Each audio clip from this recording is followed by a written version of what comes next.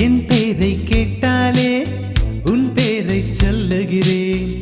எப்போதும் என் நினைவு உன்னை சுற்றுதடி. எதிரே யார் வந்தாலும் நீ என்று குழம்புகிறேன். உன்னாலே